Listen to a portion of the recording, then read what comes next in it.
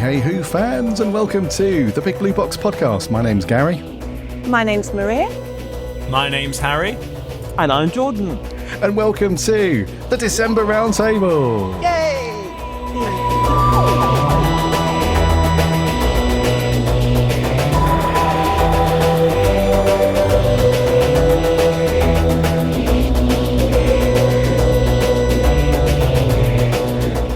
Hey, you lot. We hope you are keeping well and safe.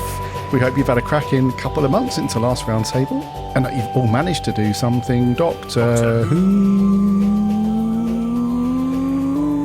Related. Harry's going. Related. Sorry, the intrusive thoughts one. I'm sorry. I thought Harry had frozen, but he kept going. Impressive. Welcome, dear Big Blue Box listener, to another roundtable. We weren't here last month. Apologies, we're all fairly busy. We've all got jobs, uni, television to watch, cups of tea to drink. Somewhere the tea's getting cold, so we have to consume as much tea as possible. So we are back, though, for December and the old Christmas special roundtable. We're going to talk about a couple of bits in the news that have landed. One of them today, in fact, but some recent Doctor Who news. Then we've got a bit of a chinwag on Doctor Who Christmas specials, and which is our fave or absolutely not fave is probably going to be the topic on this one. And then we're going to finish up with what these guys' views are. Looking forward to into 2025. What can we expect from Doctor Who? Some potential ups and downs already, hopefully ups. And as we crack on, it's been another really fast year. I know everybody says that every time. Every Christmas, every December when you talk to people, especially like work colleagues, people you haven't seen in a while, first words out your mouth, and this year gone quick. Hasn't it gone quick? So yeah. Technically, love, it's gone at exactly the same speed as every other year, but yeah, but when you put it like that, yeah, it's gone quick.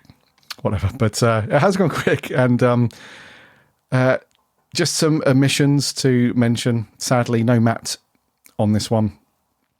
Matt's busy. And no Adam. So Adam, Mr. Co-host, he's back in Old Blighty. He came back from the US a couple of days ago, but he's acclimatising, getting back into, it's like jet lag starts kicking your ass a little bit and you're not really in the mood. Definitely not in the mood to talk to me. Absolutely not. Not in the mood for that rubbish. So, yeah. But we are hoping to record, actually. And do...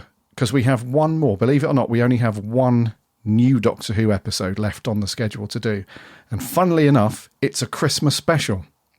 It's the only one left, A Christmas Carol. So, we either get to it and do it, or otherwise it's going to be another year that we just leave it on the spreadsheet. So, we'll come to that, I'm sure. But let's get the intros rocking and rolling. Let's bring the team on. The Fab Trio. Maria, how are you? Hi, Gary. Yeah, I'm good. I've got my Christmassy tipple here. A little bit of Bailey's to lubricate my throat. We're in for it now.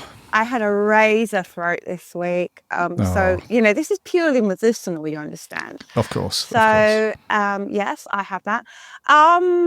In regards to whether I've done something Doctor Who related, I have done something that's kind of Doctor Who related in that I did watch the Box of Delights on terrestrial TV. And I kind of vaguely remember it. When I was growing up, I didn't remember a lot of it, but I'd kind of watched a couple of podcasts that had reviewed it, and obviously they were talking about the new Blu-ray that's coming out or that's come out, and I thought I must watch it. I thought it was something that I remember was quite cherished, so I really enjoyed that. It does have Patrick Troughton in it.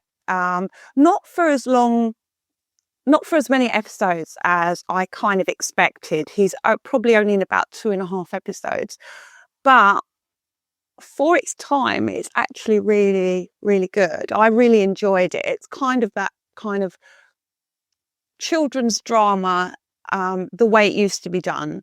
So, you know, you've got lots of rich characterization. You've got lots of actors that we would know from Doctor Who in there as well, I think, and probably a few that we don't. But overall, I really enjoyed it. I kind of watched it over the last couple of Saturdays that it was on.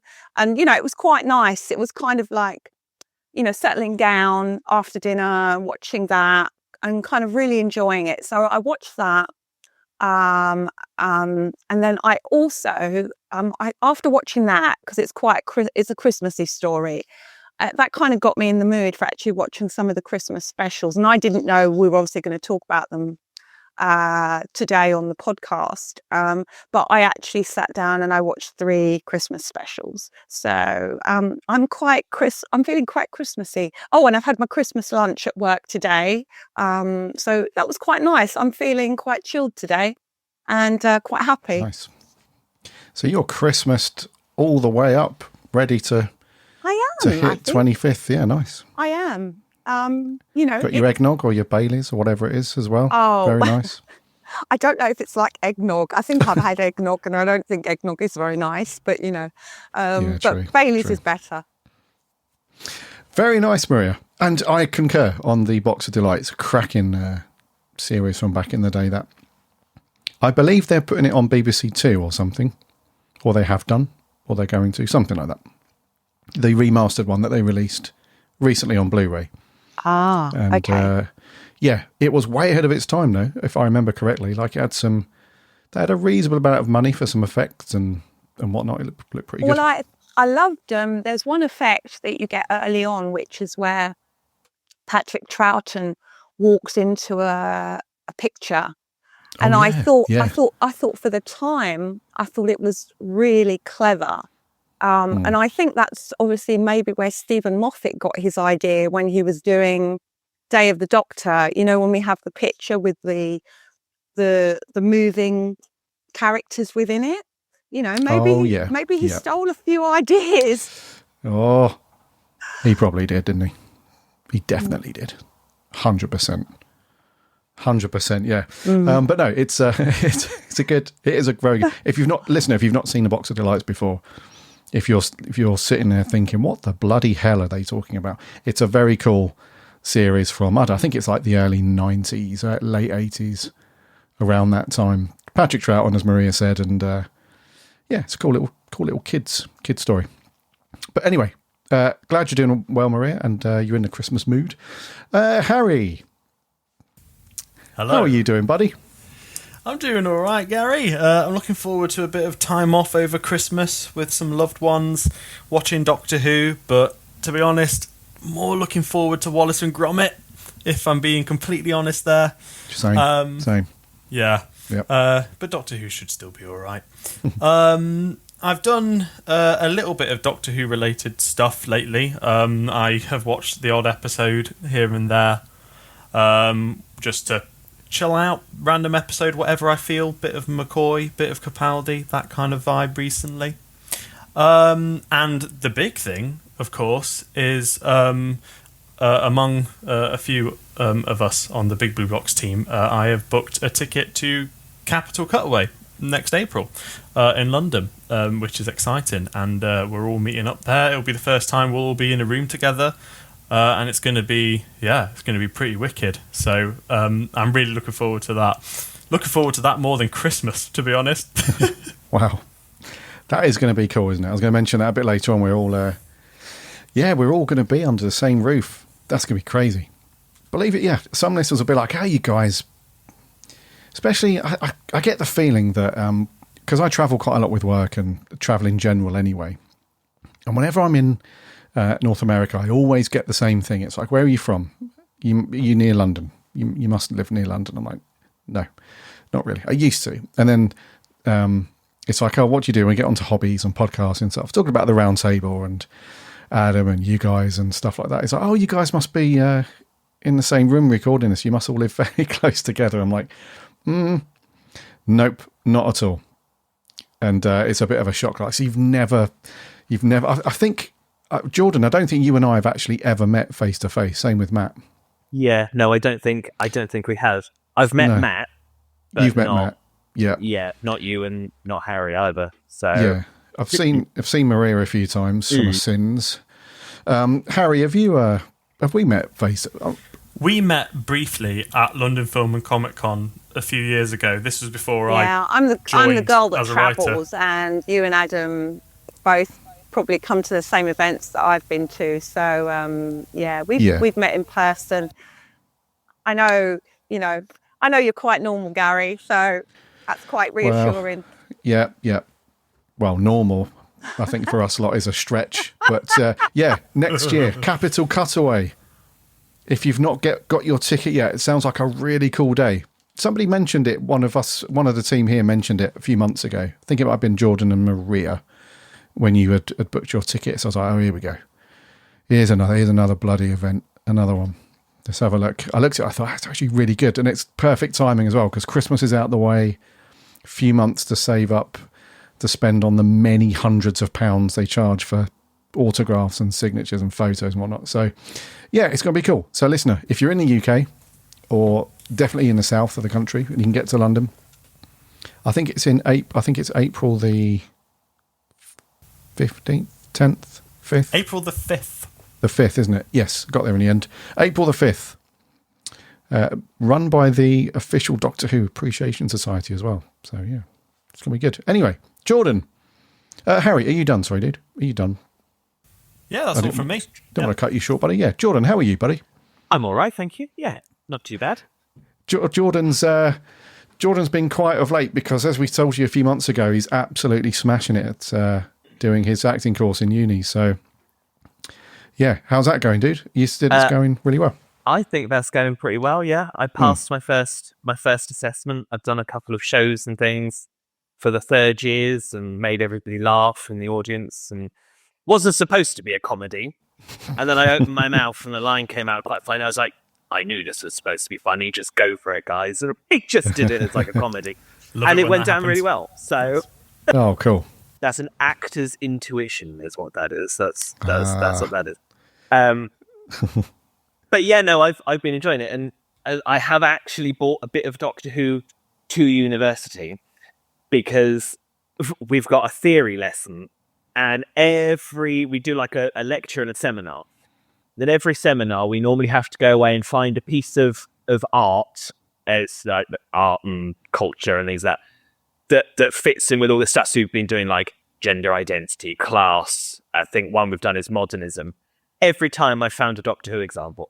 So every seminar, the lecturer would be like, and Jordan, what episode of Doctor Who have you got for us today? I'll be like, well, Ian, I'm glad you asked because I have got Oxygen or Ghostlight or Frontier in Space. I'm glad you've asked me that question, Ian. But so I have been kind of doing some Doctor Who stuff as well on top. So, oh, that's cool though. So you're representing Doctor Who even at uni. Nice. Yeah. Yeah, it'd be like, so what's your dissertation going to be on? Oh, don't worry. We know the answer, Jordan. Yeah, it's going to have words Doctor Who in it somewhere. Yeah. Oh, nice one, dude. That's very cool. So, that's what the team has been up to. God knows what Matt's been up to. Probably buying Doctor Who stuff that he shouldn't be buying. Actually, some of us have been on our PlayStations quite a lot. I've noticed that. Harry got a new toy couple of weeks ago, a few weeks back, and I may have treated myself to a little early Christmas gift. Yeah, we didn't know that the three of us, so Harry, Matt and myself, we didn't realise that all three of us were PlayStation gamers. We added ourselves on there and log on there. Which one of them's online now? Oh, it's Harry playing Spider-Man. So yeah, that's been cool. But put about 21 hours into it already. Crikey. That's a lot for me in a relatively short period of time. Yeah, loving it. It's amazing. I know it's not a Spider-Man podcast, but yeah, it's a pretty awesome game. Do you know what, guys? Just very quickly, we are in desperate need of a really good AAA high budget Doctor Who video game, because I think over the last couple of decades we've been treated to like online web only games or fun little CD-ROM games over the years, and I think the closest we got was the Lego Doctor Who. Remember when they released, I think it's called Lego Dimensions, and you actually got the physical figures that you put on the little pads and you play them in the game. There was some really cool, they did a great job on that with Doctor Who, and changing throughout all the characters, and the TARDIS interior changed, and I think Hartnell's one was black and white and everything. So that was amazing, but we need a proper, decent, story-driven, great Doctor Who video game. We really do. I'm so surprised that's not happened yet.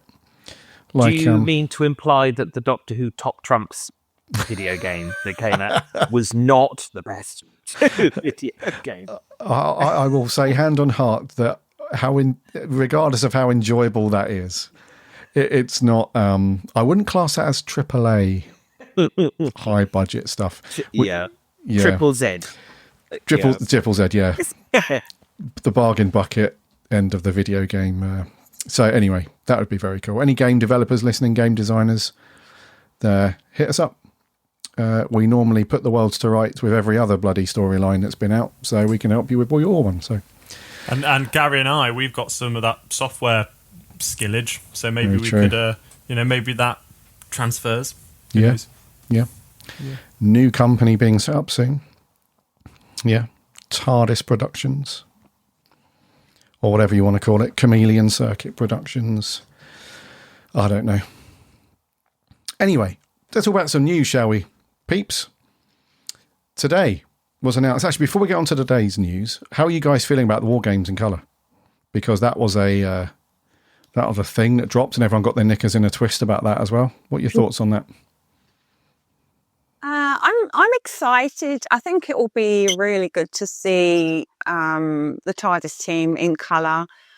Obviously, if they're cutting it down to 90 minutes, they're going to probably cut 2/3 of the story out. And I'm not saying that 10 episodes doesn't need a little bit of trimming, but it'll be interesting to see what they include and what they exclude, really, because I think that the last 2 episodes are actually pretty good. So if you're thinking in terms of what are those 45 minutes, let's say the last 2 episodes, that means you're probably only going to have another 45 minutes to include from 8 episodes. I'm just assuming they're going to keep the last 2 episodes as they are, but yeah, it'll be interesting to see what they actually keep in. I hope it's not as choppy as the Daleks are, but I have a horrible feeling it probably will be.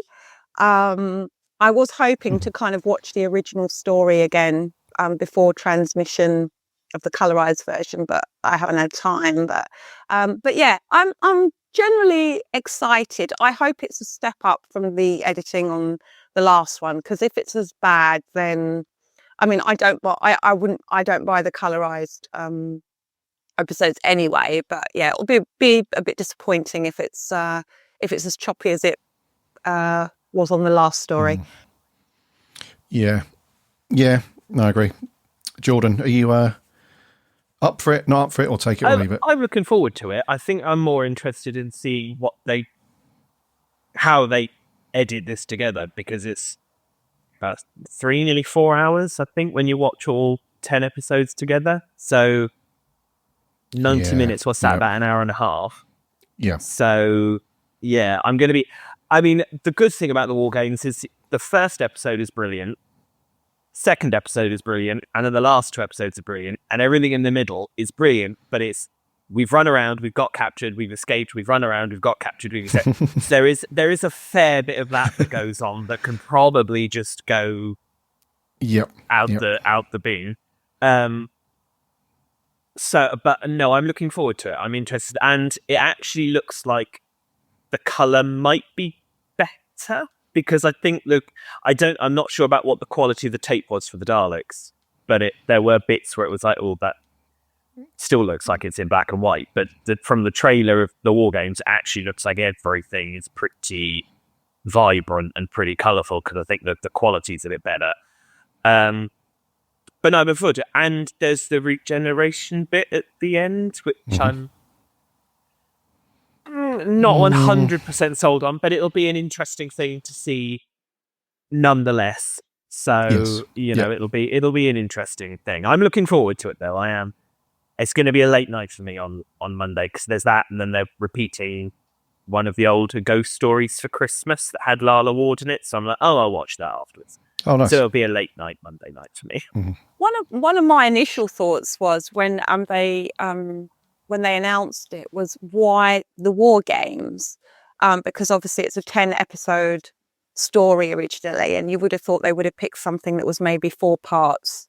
That maybe was something like the Mind Robber, maybe, which might have been a really good story. But it kind of makes sense now in terms of the Blu-ray announcement. They're obviously thinking commercially for this. I think it's no coincidence, I suppose, with that announcement. So I guess that answers that question. Yeah, it's a good commercial move. Yeah, it's one of Troughton's most well-known. Probably the only thing that it's probably definitely only thing if you're a Troughton fan, Sorry. it's probably in your top 5 for sure.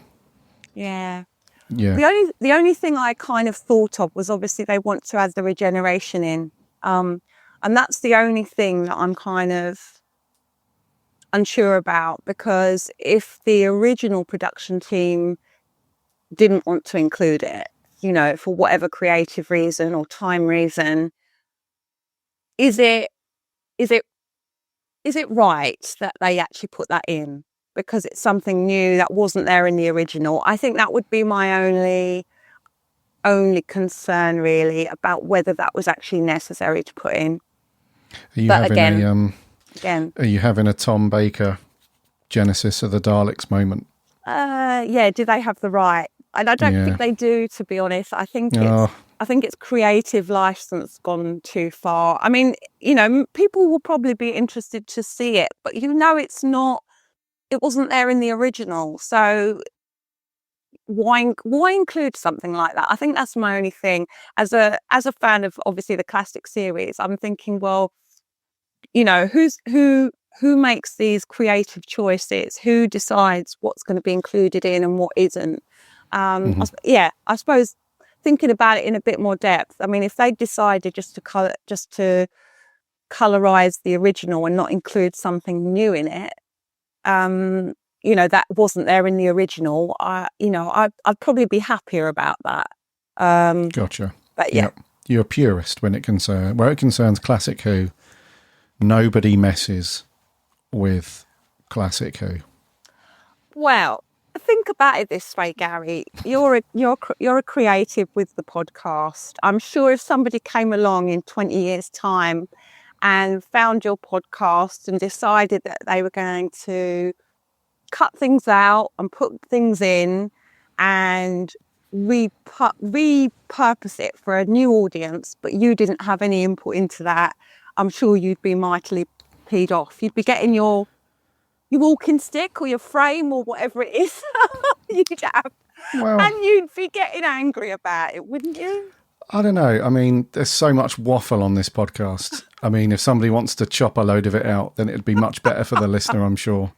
And if it happened that far in the future that when I'm gone, then, have at it. I'm not going to be bothered either way at that point.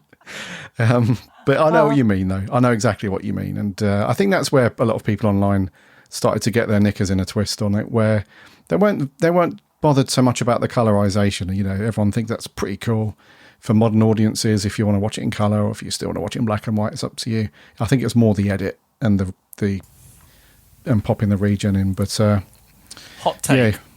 Yeah. I like the fact that they're adding the regeneration. Oh, Harry's up for it. Yeah. Harry. I know you would be. Here's my here's my thinking. I love like YouTube fan edits that people do that are like people who are really good with like Photoshop but as a video. So Video Shop, where they edit I don't know, like two doctors meeting that would never meet up, that kind of thing. And I think, like this is really cool stuff. I'd love to see them do stuff like this in the show. So if they edit a really good scene, like they produce something which seems convincing enough, and it sort of bridges the gap between Patrick Troughton and John Pertwee, then I'll be happy with that. I think it's cool. And what Russell T Davies is really adamant about with this is that it doesn't replace the War Games. It's a separate version of the War Games. The War Games, the original, is still the 10-part version. And let's be honest, it will probably be better, because if the Daleks is anything to go by, that was, I personally feel, really badly edited and really badly truncated. And I thought you're probably better going off with like a 4-part story for a colorization. Why would you pick the 10-episode long serial and truncate it to 90 minutes? It doesn't really make sense to me, that. But it should be a really nice colorization. It looks a lot prettier than the Daleks did. I'm going to watch it anyway. And yeah, I think the regeneration will be cool. But let's see how it turns out. So Harry is having his Tom Baker moment, and he would have absolutely murdered all of them in one shot, it seems. Actually, Genesis of the Daleks, that's your fave story, isn't it? That's your number one, right? Did I put it as my... I think I put City of Death as my favourite. No way. No. Yeah, you put Genesis of the Daleks as your favourite when I last asked you. It's up there. But not anymore. It's not in the number one spot anymore. No. I mean, wow. I think I like all of season 13 more than anything in season 12. Season 13 is a gorgeous, gorgeous season. But sorry, I think Genesis fans. Yeah, sorry, Genesis fans. But City of Death is the best Tom Baker story, the best classic Who story, I think. Is that City of Death with that bit of music that plays 1 billion times every 6 minutes? Yeah. Gotcha. Yeah. So the one you were singing, Gary, sounded a bit like the one that they put into Sharda.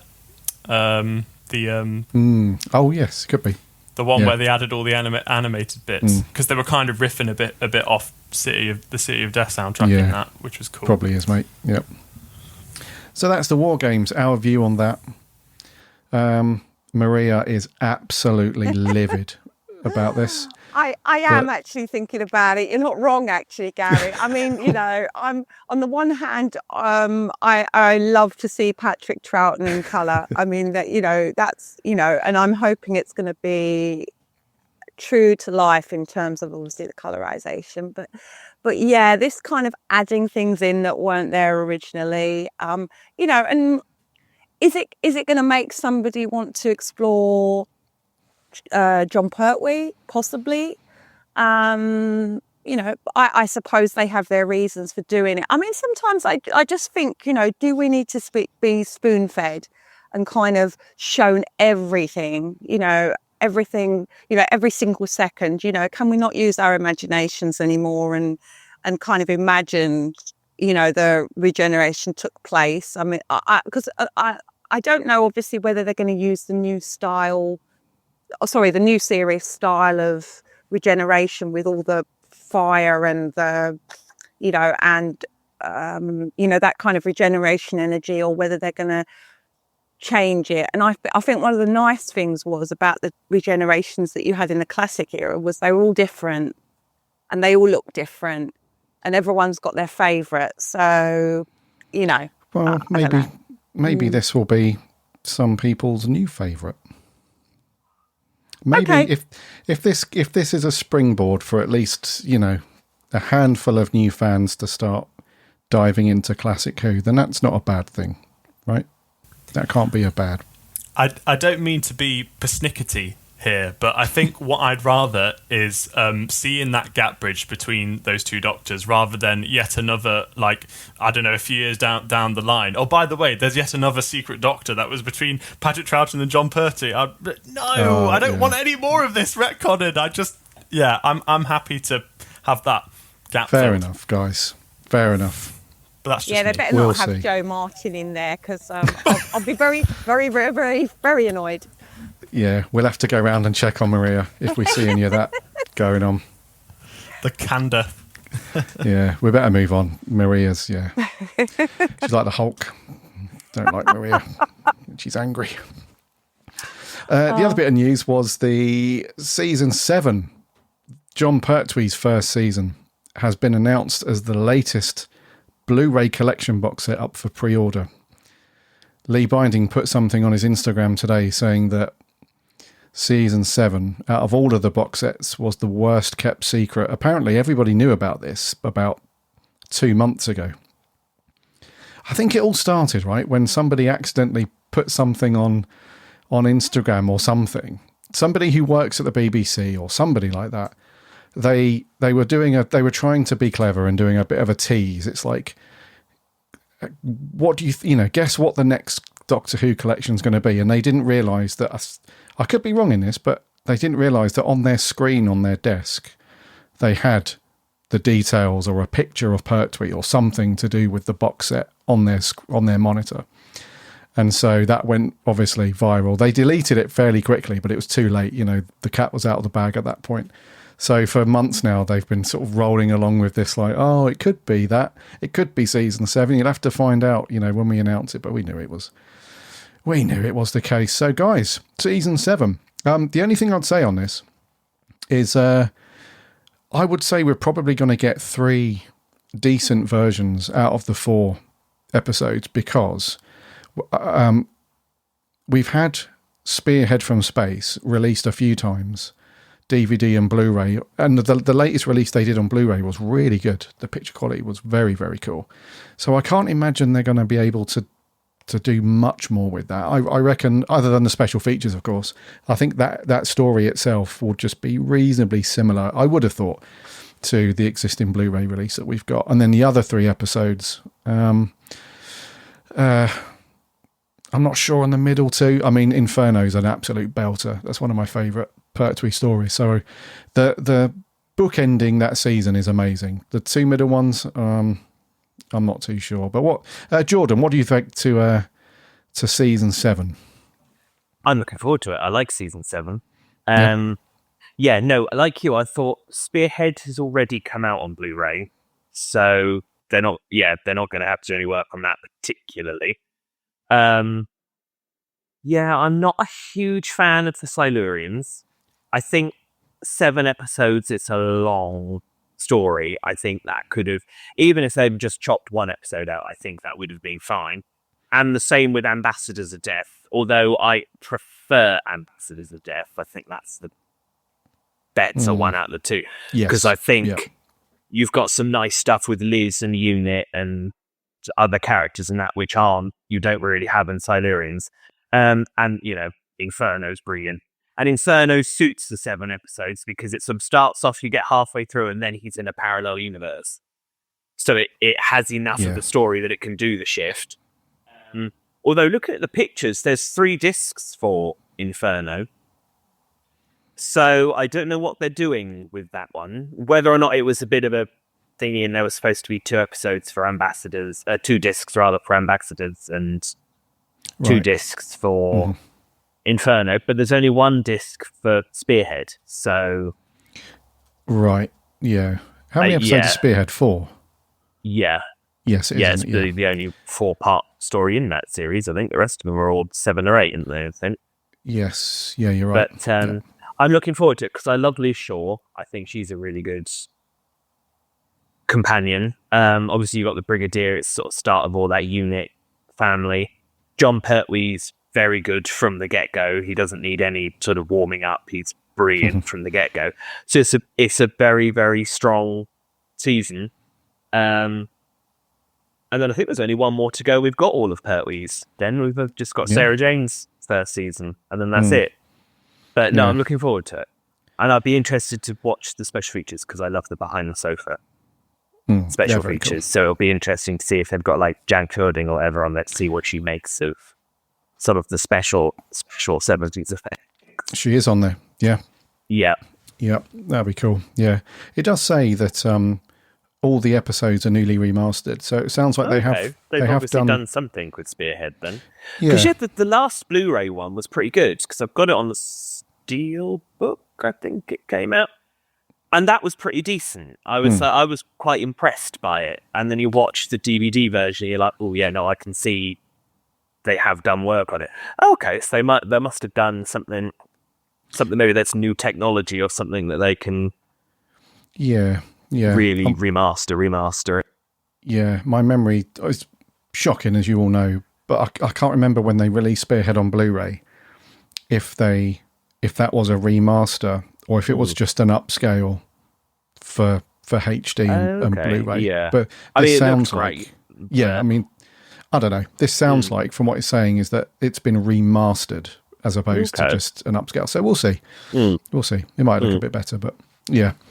Harry, what do you think to season 7? Actually, are you still picking up the standard packaging box? Is that you or Maria? Yeah, that's me. That's you, right. Do you know what? The more of these that come out, and the more I want to get all of the limited edition ones and like pay hundreds of pounds for that, those particularly hard to find sets. But but this looks really good. Whether I get it in this form or as a standard edition, it should be great. Really good season. Really like Spearhead from Space. Silurians is long and boring. Never seen the Ambassadors of Death, and Inferno. I really like Inferno. I can see why it's some people's favourite Doctor Who story ever. It's not mine, but then again, I've not watched it in a while, so maybe if I watched it again, I'd appreciate it more. And the artwork, as always, looks gorgeous. Pertwee looks very suave, so should be a good one. But I might have to wait like 2 years for it. Yeah, that's true. Might be Maria, time to spend hundreds of pounds. Who knows? Yeah, no, I read you did. Maria, I know you're probably you've been a fan of these for a while now, right? You get these? So I think this is a really strong season, and I don't get the dislike for the Silurians because I actually like that story very much, and there's some really good elements. Because there's a bit obviously when the virus gets released and things like that. So I'm sure that's the Silurians, isn't it?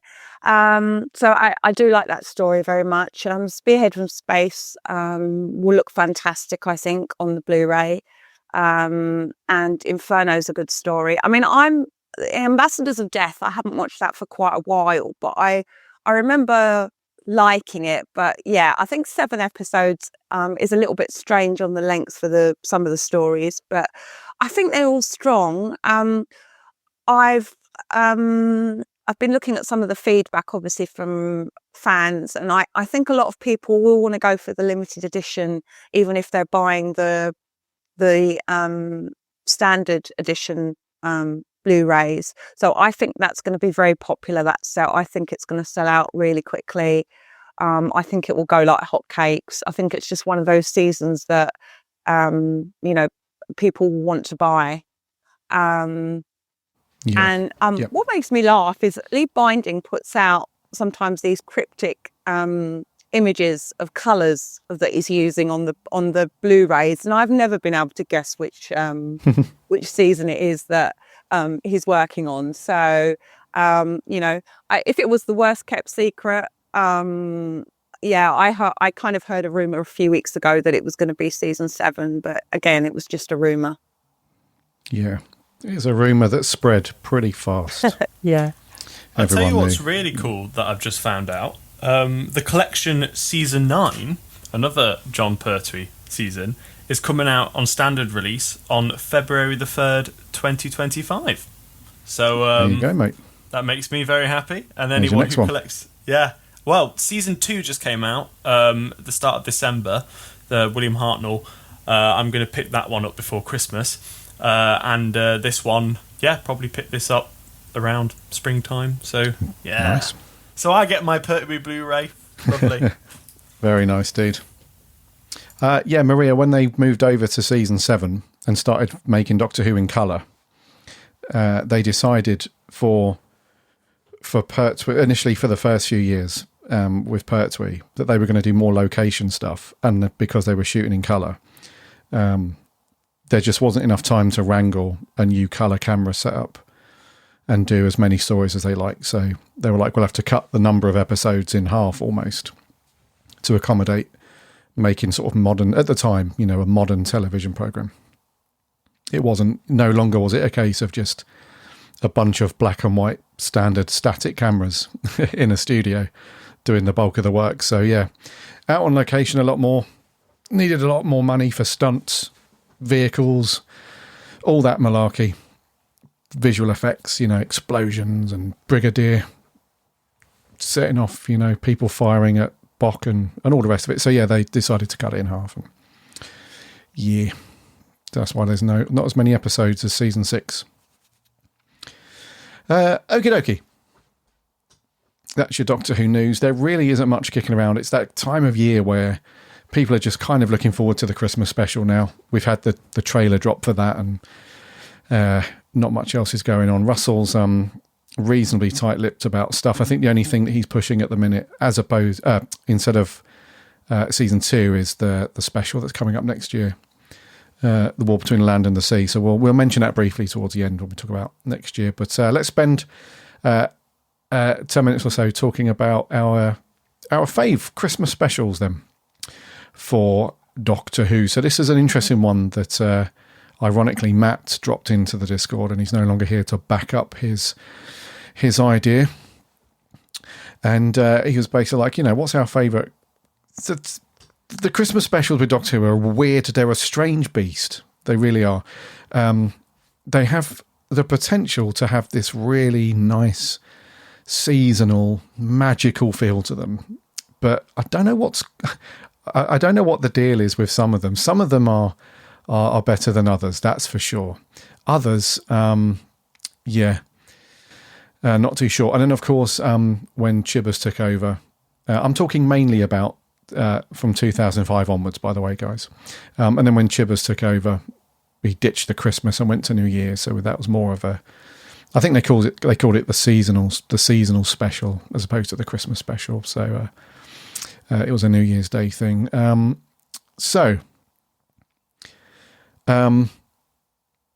Harry, couple of quick thoughts from you then.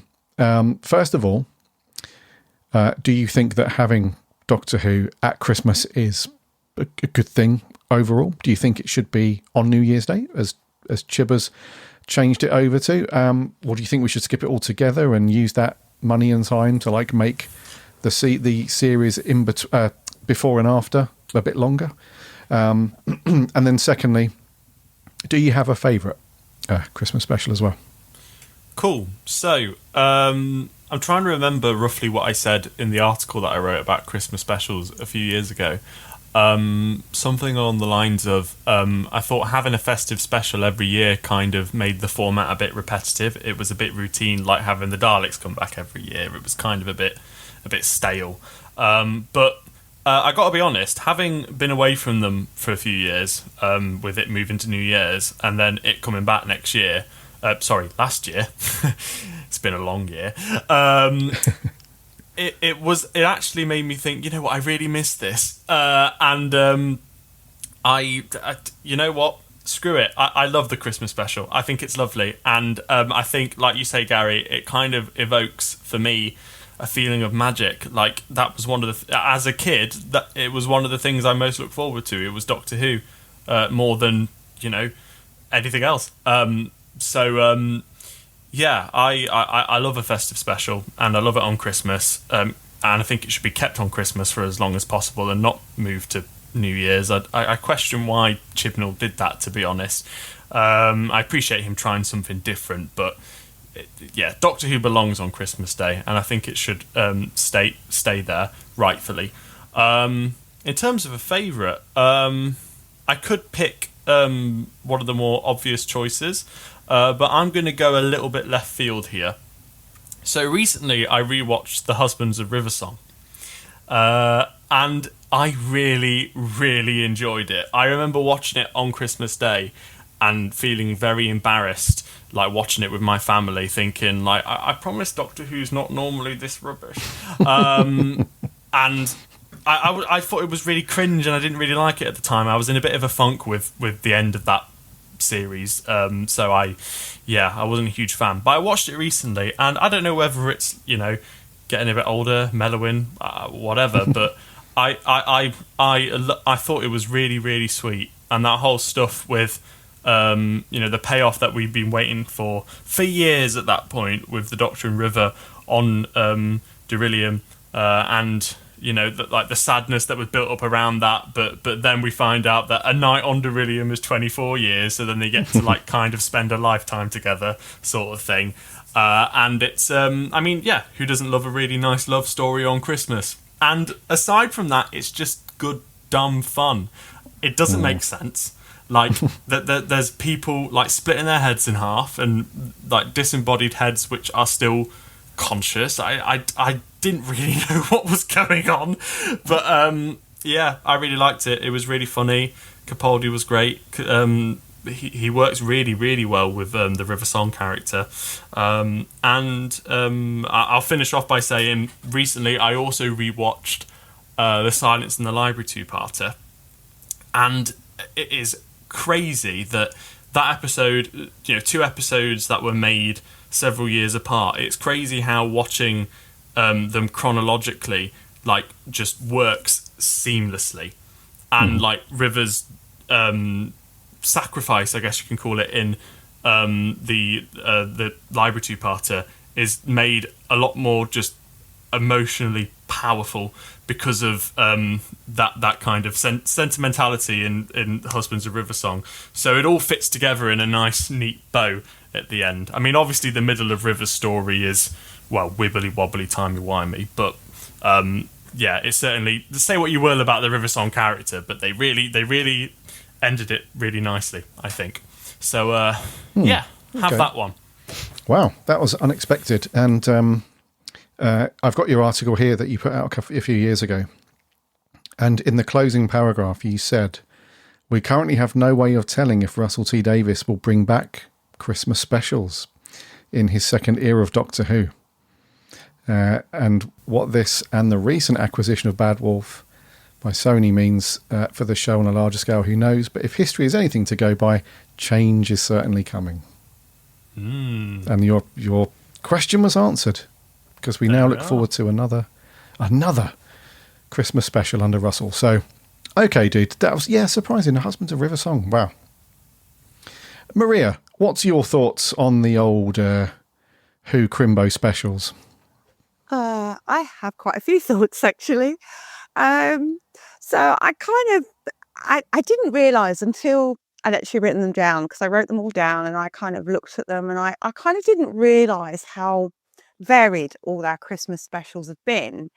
I mean, you get some that are introducing new companions. So you get stories like The Runaway Bride, The Snowmen, The Church on Ruby Road, which I think, looking at those, I thought they were pretty successful in terms of introducing new companions. I mean, the Snowmen had the Victorian Clara, which I rather enjoyed, and The Runaway Bride has always been one of my go-tos as a Christmas special. I haven't watched it for a while now, but yeah, it's been one of my go-tos normally.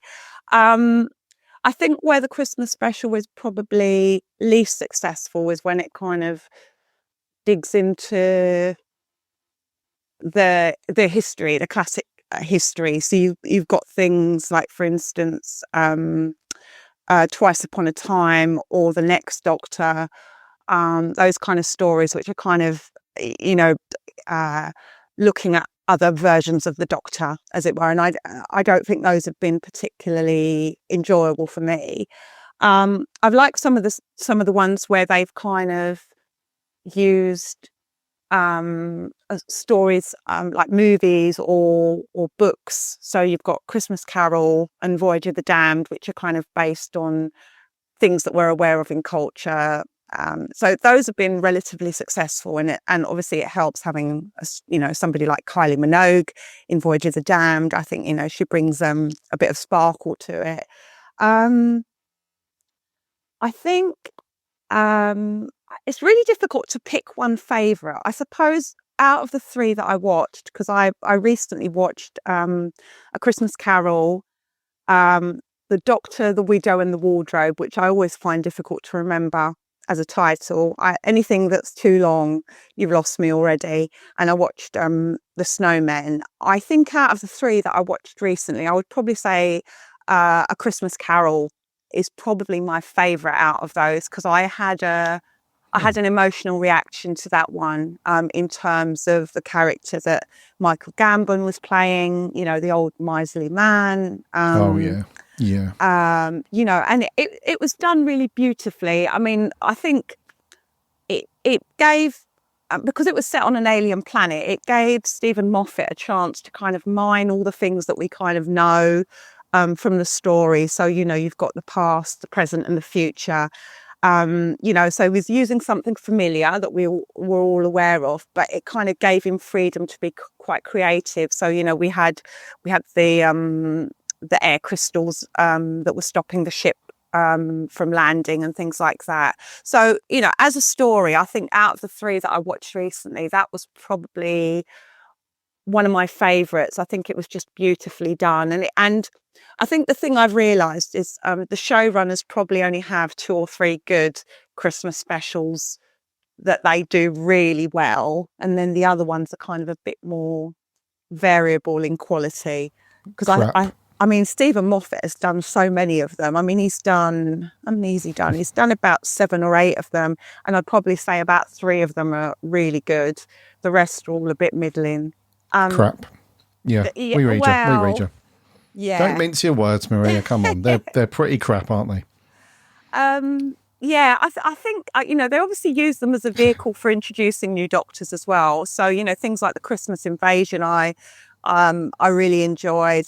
Church on Ruby Road, maybe not so much.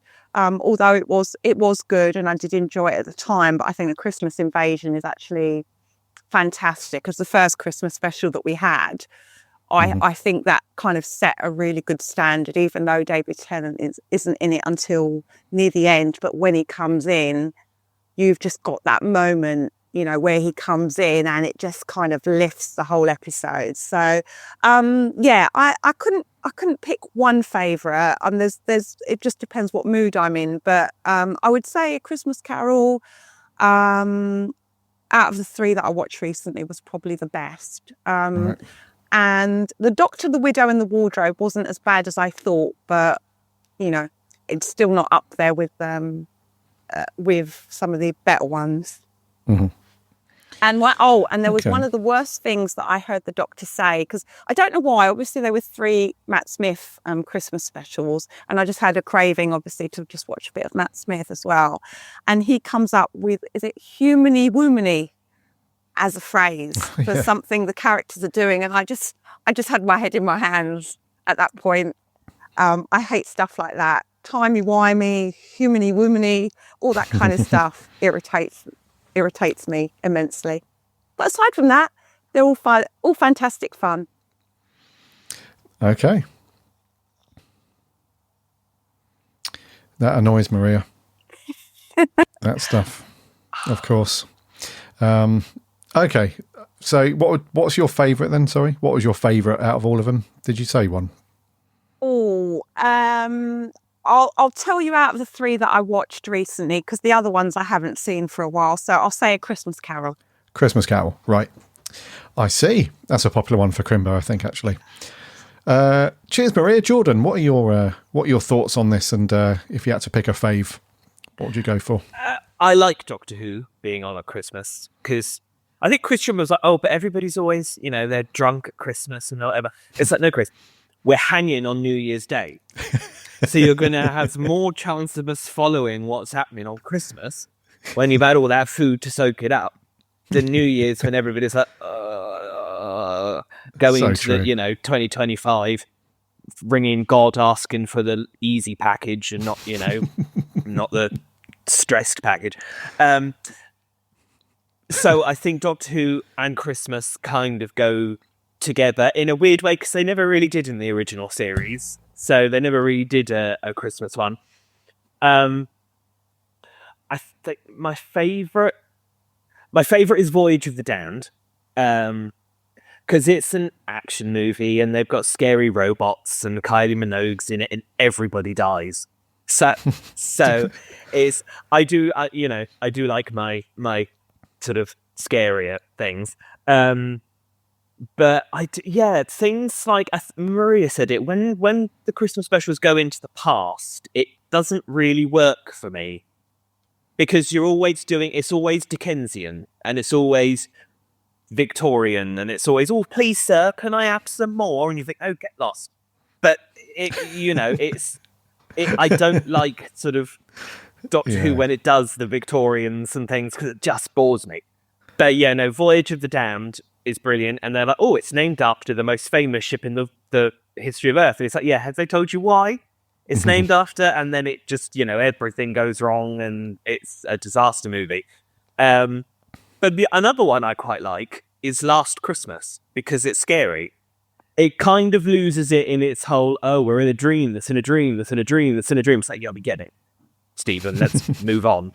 But I love the bit where they go outside and they've got the flare and it's all lit up red and it looks amazing. And I don't mind Nick Frost as Father Christmas. I think that's kind of, because he's quite grumpy and he's quite rude and he's quite harsh as Father Christmas, which I quite liked that aspect of it.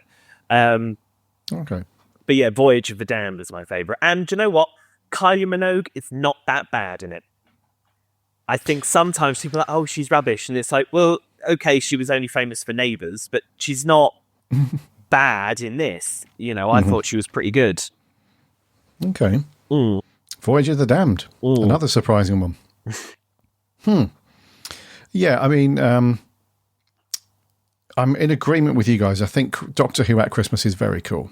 No complaints there at all. I think it should be on, if you're going to put it on at all over the Yuletide or festive period, whatever you want to call it, I think Christmas Day is. But you absolutely nailed it, Jordan. I think on New Year's Day, everyone is just, reaching for the paracetamol or the Alka-Seltz or whatever, and they're just not in the mood for that rubbish today.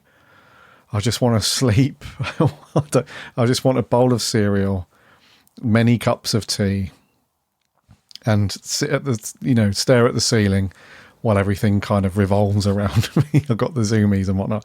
So yeah, you're not really concentrating too much. I think, do you know what? I'm sure I actually read that on a load of people saying that on Twitter. Actually, it was like, it's the first time that I've not seen the Doctor Who special live. I'll catch it, later or something like that, just because I've thrown up for the third time today and I need to go to bed because I'm knackered and I don't feel good. Yeah, so I know exactly what you mean, dude. Just very quickly, I would say that my favourite Christmas special is actually the Christmas Invasion, just because it's got that cool first time out the door Christmas special for us. And even though the Doctor's not in it that much, it's got a very cool Christmassy vibe to it. It's I think out of all of them, the most Christmassy feeling one is probably A Christmas Carol. I think that's got the most, if you're into your classic Christmas vibes, that's got all the visual elements of it being very Christmassy. But I do like the Christmas Invasion. And one thing we can't not include, or at least mention, and Harry did put this at the very end of his article, is that lovely moment back in the classic era when Hartnell breaks the fourth wall and says, have a very Merry Christmas, or you lot, or something like that. Instantly, a happy Christmas to all of you at home, which is very nice of the first Doctor to do that. So, alrighty. Crimbo Spesh, I think we're all in agreement then, they are good. To have them at Christmas, they just need to be good. They're not absolutely freaking terrible. Like, what's the one with the superhero? Mysterio? The Return of Dr. Mysterio. What the... I watched that one recently as well. I mean, Maria must be livid about that one. Come on. Sorry, of all of them. I didn't hear that, Gary. What was that? Of all the Christmas specials, you must have your hatred meter must be cranked up to 11 for the return of Dr. Mysterio. Oh, right? what? For one of the Christmas specials. Yeah. Yeah. Yes, that's not a great one. It's crap. It's crap, that one. Mega crap. Although I do think the Doctor, the Widow and the Wardrobe is the worst one. Oh, definitely. I think I have said on the podcast before that it should be forced to people on death row. But maybe that's a bit too far. But it's bad. I did watch it. It wasn't that bad, but I think it kind of sinks in the middle a little bit. There's not enough material for. I don't know how long it is. I think it's an hour. I don't think there's enough. An hour in too it. long.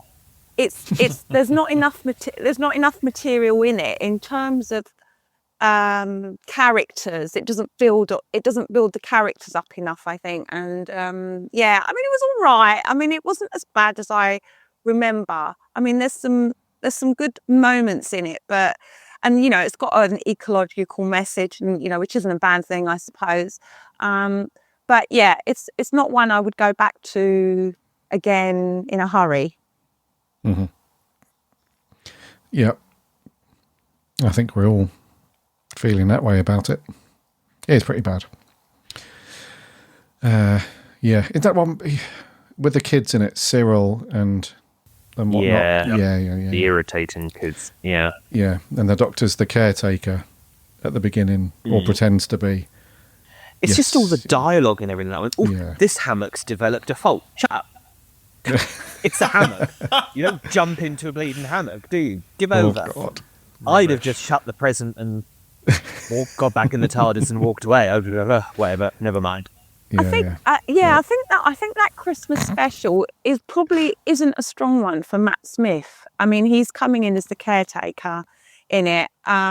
He's got some funny moments. He's in full funny mode in this one, really. And sometimes. Can I say it? Is it sacrilege? I think he overplays it a little bit. There's a lot of comedy in it, and I know it's Stephen Moffat who writes the dialogue, and I think sometimes there's not enough serious in it for the funny moments. I think sometimes those funny moments overtake the story, and I don't know. It's a weird one. I sometimes think they just write these Christmas specials really quickly, and they need to kind of, maybe, I don't know, show them to somebody and say, is this good, before they kind of put it out. Really, I don't know. Is that a weird thing to say? It feels like the Christmas one feels like it's a bit of a chore, and they obviously. I think Stephen Moffat probably likes writing Christmas specials more than Russell T Davies, but he loves it. He loves it. Yeah, but there's love in it, and there's making it good. That's not the same thing. I don't know. I feel like I'm being mean now because they are Christmas specials, and you're not meant to take them too seriously. But I mean, there is that element to it as well. They're not sort of heavy with lore and canon and all that stuff, typically, are they? They are, for the most part, reasonably isolated little stories, I guess. Yeah, that's a good point. Anyway, that's a good shout, guys. Yeah, the old Christmas specials. We will see what the upcoming one has got in store for us. Joy to the World. I mean, the trailer looks pretty good. I'm not sort of, it's not one of the trailers that I've watched loads of times on repeat like some of the previous ones that we've had with Doctor Who, but it looks okay, I guess. Well, I imagine this will fall into the bucket of it's an okay Doctor Who Christmas special, I would have thought. Who knows, could be cool. Can I be honest about the trailer, because I've only watched it once. Always. And I did actually think after I'd watched it, is Shooty actually funny? And I kind of thought, no, he isn't actually. I mean, maybe it was a bit unfortunate because I've obviously watched Matt Smith recently, and he has a charm most of the time that suits those Christmas specials. And I just thought to myself, Shooty's not not that funny in this one. So I don't know. I mean, we've only seen a little snippet of it, so I will reserve judgment, but I'm not kind of excited by the premise, put it that way. I mean, I saw the trailer. It looks fantastic in terms of visuals, but the concept doesn't excite me that much. The idea of a time hotel, it doesn't kind of have me kind of jumping with excitement. Okay. That makes sense. I think we're all feeling a little bit like that with that Christmas special. I don't think we're chomping at the bit, as it were. It'd be nice to sit down and, as usual, watch Doctor Who on Christmas Day, but yeah. It's not going to set the world on fire. Well, I'm definitely going to be having a couple of Baileys on Christmas Day, so it will probably look really good by the time I've had a few drinks inside me. Oh God! So I can't. Yeah, I'm going to be. When you've been drinking since about 8 o'clock in the morning, it'll be fine. Well, luckily, I'm not cooking on Christmas Day. I'll be cooking on Boxing Day. So yes, I will be free and easy with the alcohol on Christmas Day because I'm not cooking. She'll be absolutely smashed Christmas Day. And it'll go one of two ways. At 7:30. I tell you what, I am actually looking forward to Wallace and Gromit, if I'm honest. That's Same, the thing I'm awesome. looking forward to. And I'm actually looking forward to Garry and Stacey as well. And I think Doctor Who being on at 10 past 5 is probably the earliest that it's been on, I think, in terms of broadcast. Because I think before it's been on at 5:15. So I think this is the earliest that it's actually going out. And it's sandwiched between quite strong shows. So maybe that will mean, there'll be a lot of people that will end up watching it. So, fingers crossed it gets some good ratings. Hopefully people will stick with it once they've watched a bit of Strictly and they'll be waiting for Wallace and Gromit. So, Yeah, it's not a bad time. A lot of people said it's on too early, but yeah, I think for the majority of the country here in the UK, at least, most people have Christmas dinner earlier than like your regular dinner time, I would say, on Christmas Day. So I think once you've got Christmas dinner out the way and you're sat comfortably, you've had a drink, it's on at a good time, really. So yeah, we'll see. Should be decent enough watch, I think. Alrighty.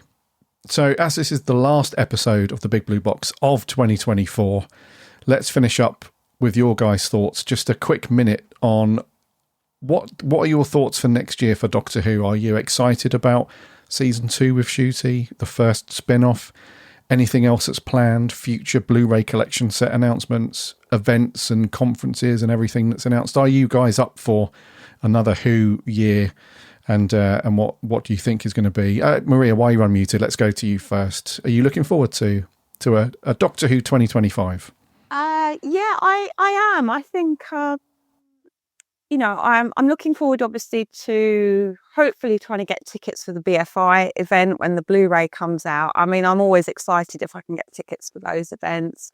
I think DWAS are going to be putting on more events, hopefully next year as well.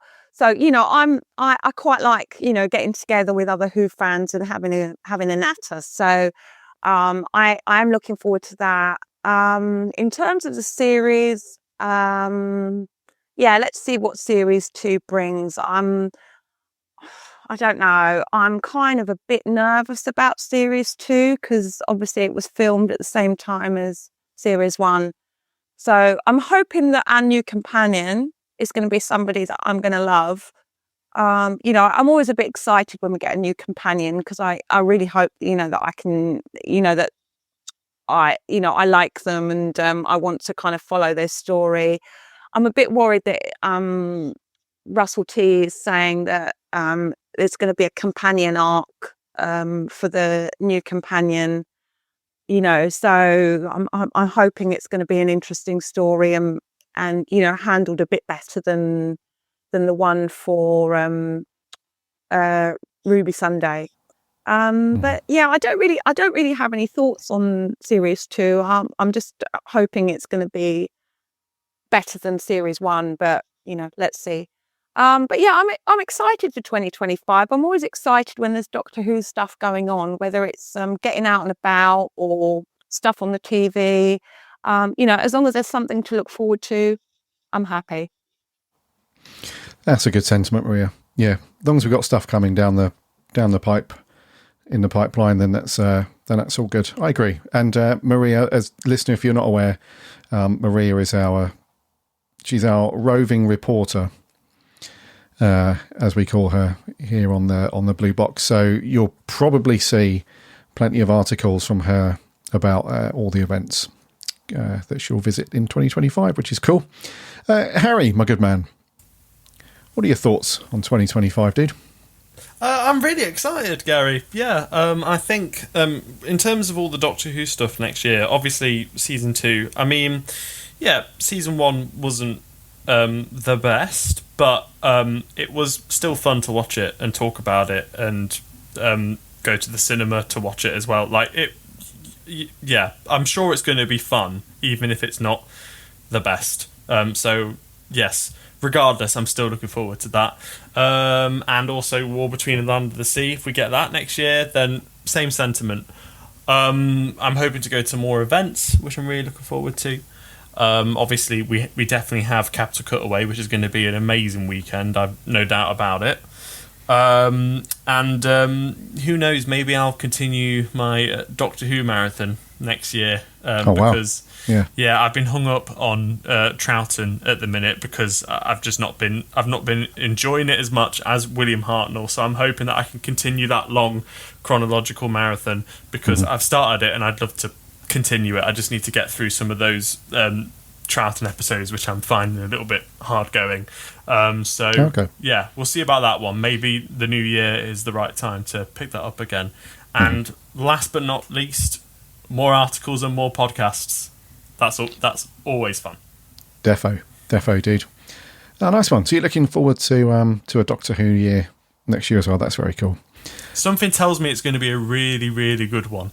I don't know why. That's just my gut feeling. Just hold on to that thought, dude. Keep that going. Yeah. And lastly, Jordan. It'd be very weird if you said, actually, no, I'm absolutely dreading next year and I can't be bothered with it. But I assume you're up for more Doctor Who next year.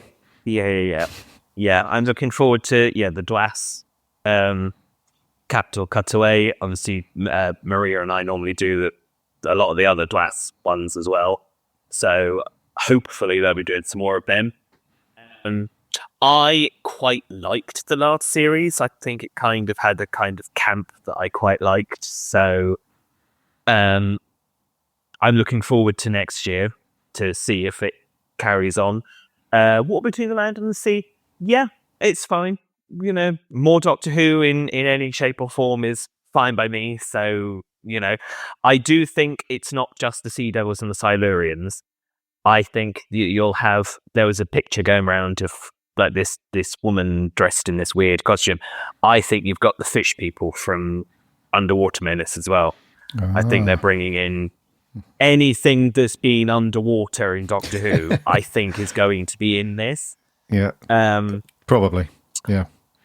So that'll be quite interesting because then, Rusty Davis, not only did he bring back the Macra, the most amazing Patrick Troughton monster ever made, he's also brought, he might also bring back the fish people. Season 7 on the Blu-ray, I'm looking forward to seeing what the next series are. And the Savages, the animation. Oh, yeah. I'm quite looking forward to that because I've never heard the audio, never heard the novelization, and I've never read the book. So whenever I see it, it will be a completely brand new Doctor Who that I've never experienced before. Whether it's good or bad is, I'll find out. But I'm looking forward to that as well. Wow. Yeah. So, forgot about Jordan, the Savages. I think you're going to absolutely love it. I listened to the soundtrack and I thought it was probably out of all the missing episodes, it's the one that I really want to return, best case scenario, but animated. I'm really glad that they're doing that. So it's up there with like the War Machines, which is like straight after. Really, really good. Yeah, I must admit, even sort of some of that, I've heard like bits of it, and obviously you've got the pictures and stuff, and it does look all right. You know, I think the Doctor, Stephen, and Dodo kind of work quite well together, so I'm quite looking forward to sort of seeing them and just having another missing Doctor Who, you know, added to the collection. Wowzers. You guys are up for it. That's very cool to hear. I mean, it would be, like I said, it would be really weird if we were like, no, not doing any more Doctor Who. To it at all. No.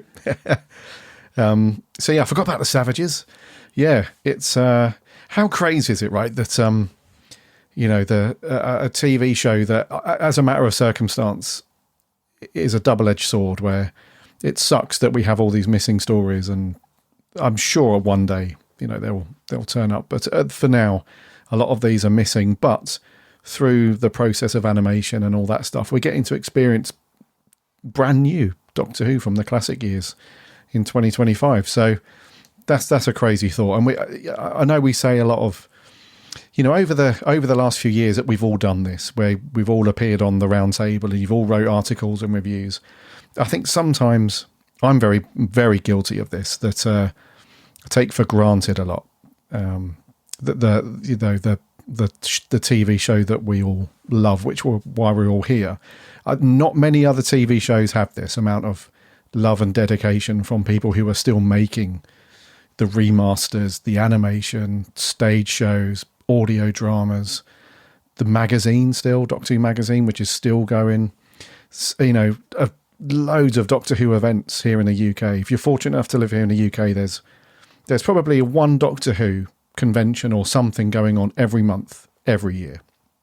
And so it's, I think it's sometimes it's we're easy and fast to be like, oh, that was crap, or, you know, this was rubbish or whatever.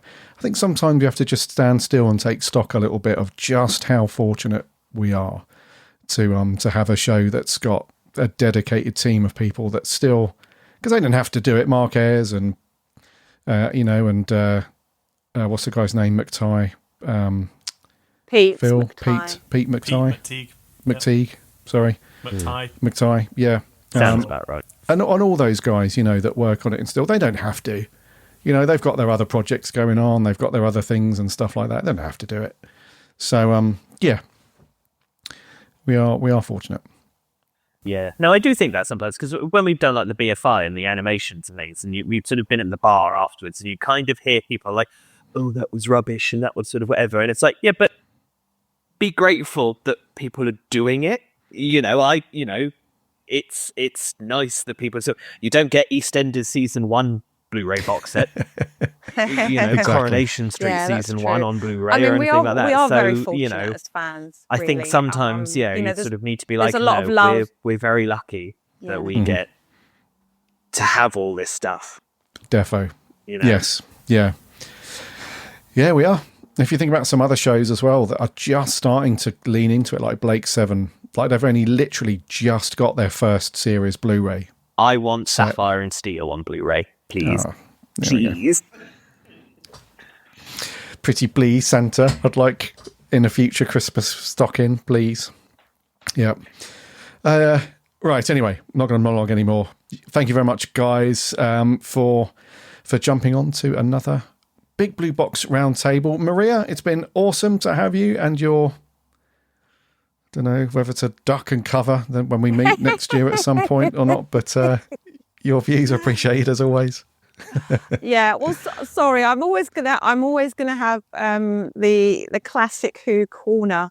I'm always gonna have that corner, you know, because I think most of you guys came to the series when it was the new series, so I feel as if I've got to kind of have that corner for classic Who. So, you know, as a fan of the classic Who, so yeah, I'm always open to the views of other fans. So, you know, and I do take things on board. So, you know, hopefully I'm not extreme. I'm not extreme by any means. No. Just play. She's harmless, everyone. She's harmless. Harry, thank you very much, buddy. your big brain ticking away for Doctor Who is appreciated as always.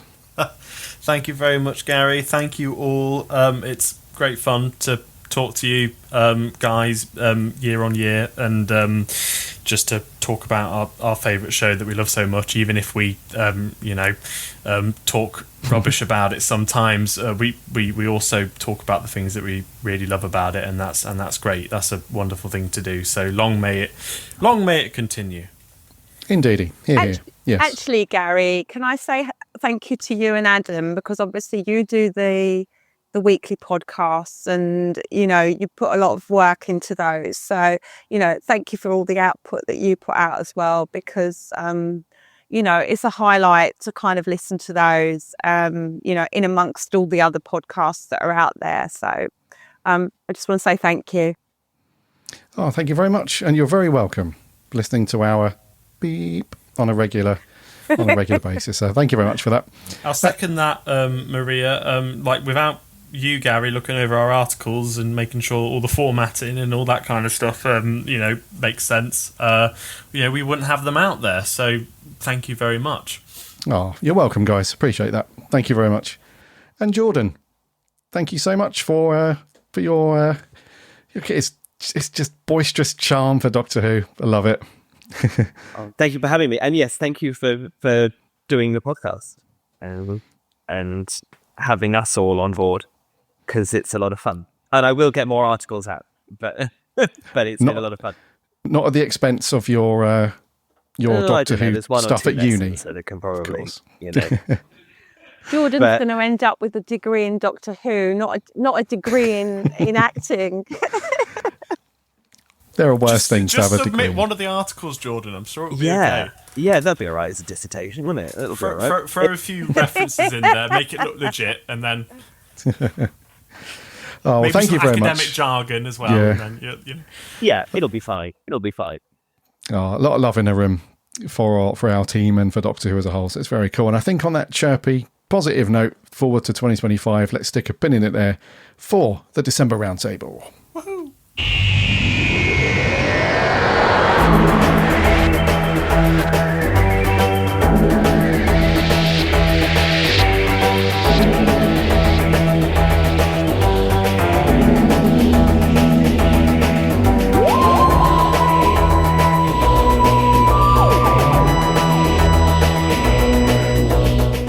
These guys are all dancing away. Such a good sight. Right, thank you very much, dear listener, for listening to all of our episodes of the podcast throughout 2024 and the roundtables. It's been very cool, entertaining you all, keeping you informed about what's going on in Doctor Who. If you like this roundtable and you've checked out some of the previous episodes, especially if you're a new listener, and we'd love to have you as a follower, just search for us or whatever app you're listening to this on now. Just hit that follow or subscribe button. That way you won't miss an episode when it lands every week with myself and Adam, and monthly roundtables with these guys. You can also find every episode on the website, which is bigblueboxpodcast.co.uk, and you can listen for free on there. Plus you can read all the reviews and articles and the convention reports and everything from these guys, so go and check all of that out. While we're saying thank yous, I must say a big thank you to my co-host, who's not here unfortunately tonight, but Adam, the Geek's Handbag. A big thank you to you as well, my buddy, my co-host. Go and check out his YouTube channel. It's called The Geek's Handbag. Loads of very cool Doctor Who and geekery stuff going on over there. Remember that we're at the DWAS Capital Cutaway event next year in April, so if you've not got your ticket yet, book that and then come and grab us for a chat and a pint and chat Doctor Who on all things Who over at that event. It's going to be very cool. We won't charge for our autographs. Well, yeah, £5. Until next year then, my name's Gary. I'm Jordan. I'm Harry. And Maria is frozen at the worst possible point. I'm Maria. Until Merry Christmas, Maria. everyone. And remember,